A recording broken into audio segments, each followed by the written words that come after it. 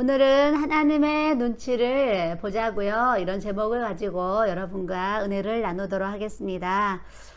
제가 어려서부터 이렇게 믿음 생활을 했지만 제 살아온 인생이 참 눈치를 많이 보는 인생을 이렇게 살아왔던 것 같습니다.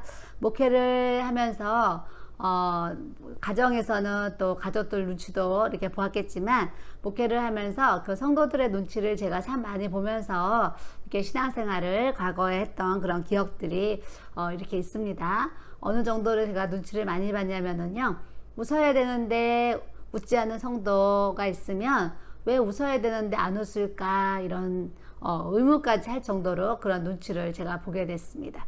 어떤 성도가 사정이 있어서 교회를 결석하면 그 교회를 결석한 것 때문에 제가 굉장히 그 정도의 눈치를 보고 살피는 이런 모습 또한 이렇게 많이 있었던 것 같습니다. 해가 바뀌면서 우리 목사님이 저에게 기도해 주면서 이런 얘기를 하셨습니다. 여보, 내가 당신에게 부탁이 있어. 올 한 해는 제발 사람들 눈치 보지 말고 하나님 눈치 보는 한 해가 되도록 해요. 당신이 사람 눈치 보는 것을 하나님께로 향하면 하나님께서 당신을 크게 쓰실 거야. 다른 것은 하지 말고 오직 하나님께 기도하는 것에만 집중했으면 좋겠어. 이런 얘기를 저한테 하신 적이 있습니다. 제가 그때 그 말씀을 듣고 며칠 동안 굉장히 많이 생각을 하게 되었습니다. 생각을 하면서 제 인생을 이렇게 돌아보니까 제 삶이 정말 눈치 보는 인생이었구나, 이런 것을 제가 정말 스스로 이렇게 깨닫게 되었어요.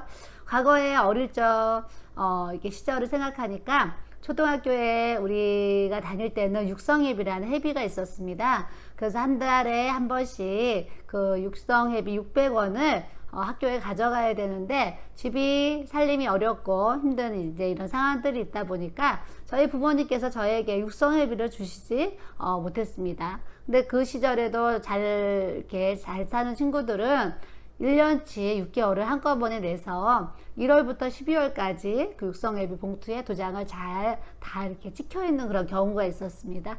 그때 제가 그런 육성회비 봉투를 볼 때마다, 와, 저 친구는 얼마나 집이 부자라서 나는 1년에 한 번, 두 번도 못 내는데 저 친구는 저렇게 1년치를 한꺼번에 낼까, 이런 기억이 저에게 이렇게 있었습니다. 그래서 학교 다닐 때 이렇게 육성회비를 한 번에 내는 친구가 참 부러웠던 그런 기억들이 있습니다. 근데 집에를 가면 가정 형편이 어렵고, 또 학교를 가면 선생님은 육성회비 가지고 오라고 그러셔서 제가 육성회비 때문에 많이 눈치를 보면서 초등학교 시절을 이렇게 보낸 것 같습니다.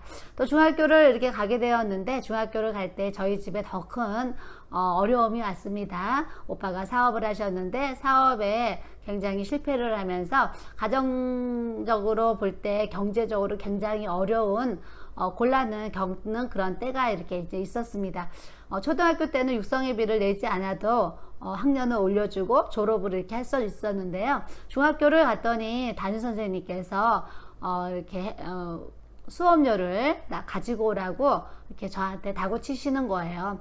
그래서 중학교 1학년 1학기는 제가 6개월 등록금을 내서 다녔는데, 그 이후로 2학기, 2학년 1학기 1년치를 제가 등록금을 내지 못한 기억이 있습니다. 그랬더니 2학년 1학기 말에 담임 선생님께서 너는 너무 뻔뻔하다고 이제 그러시면서 너 내일부터 학교 그만 나와라 그러시는 거예요. 그래서 그 얘기를 듣고 제가 굉장히 그 60명 되는 많은 친구들 앞에서 매일매일 혼내시는 그런 선생님의 모습 앞에 굉장히 이제 부끄러움을 제가 많이 가졌고, 또 친구들 앞에 굉장히 이렇게 창피한 그런 이제 모습을 제가 많이 이렇게 가졌던 것 같습니다. 그래서 집에 와서 돌아와서 생각하니까, 아, 맞아, 선생님 말씀처럼 어떻게 보면 내가 참 뻔뻔한 거다. 학교를 다니려면 학교에 등록금을 내고 다녀야지, 등록금도 안 내고 학교를 다니는 내가 어떻게 보면 뻔뻔할 수도 있겠다, 이런 생각이 들었습니다. 그래서 제가 학교를 그만두고 공장을 다니다가 나중에 검정고시라는 시험이 있다는 것을 알고 제가 검정고시를 보고 고등학교 이렇게 야간을 가게 되었습니다. 고등학교 야간을 가서 낮에 이렇게 직장 생활을 이렇게 하면서 회사를 다니게 되니까 또 누구를 눈치를 보겠습니까? 사장님이나 회사에 있는 그런 위에 계시는 분들의 제가 또 눈치를 이렇게 이제 보게 되었겠지요. 그래서 회사 가면 사장님 눈치, 또 어르신들의 그런 눈치를 보면서 또 직장 생활을 이렇게 했던 것 같습니다.